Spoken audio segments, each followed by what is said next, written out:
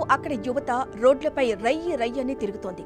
ఇంతలోని army వాళ్ళు వచ్చి తిరిగింది చాలు ఇంటికి పొమ్మన్నారు. షాపింగ్కు వెళ్దామని బయటకు వచ్చిన కుటుంబానికి ఇదే చెప్పారు. అసలు ఏం జరుగుతుందో అర్థమయ్యేలోపు ఆ దేశంలో పరిణామాలు శరవేగంగా మారిపోయాయి. 6 గంటల పాటు దక్షిణ కొరియా ప్రజలు తీవ్ర గందరగోళం మధ్య బతుకిడ్చారు. రోడ్లపై ఎక్కడ చూసినా సైనికులే కనిపించారు. తమపై ఉత్తర కొరియా యుద్ధానికి దిగిందా అన్న అనుమానాలు కూడా కొందరికి వచ్చాయి. అయితే వెంటనే పిడుగు లాంటి వార్త అందరికీ చేరింది. దేశంలో మార్షల్ లా విధించారు. అమ్మో మార్షలానా అని ప్రజలు కంగారు పడేలోపే వెంటనే ఉపసంహరించుకున్నట్టు సౌత్ కొరియా ప్రెసిడెంట్ యూన్ సక్ ప్రకటించారు. మీడియా సాక్షిగా యూన్ సక్ మార్షల్ లా ప్రకటించిన వెంటనే ఆయనపై విమర్శలు పెల్లుబికాయి. ఆ వెంటనే సమావేశమైన దక్షిణ కొరియా పార్లమెంటు సభ్యులు 190-0 ఓట్లతో మార్షల్ లా నిర్ణయానికి వ్యతిరేకంగా ఓట్లు వేశారు.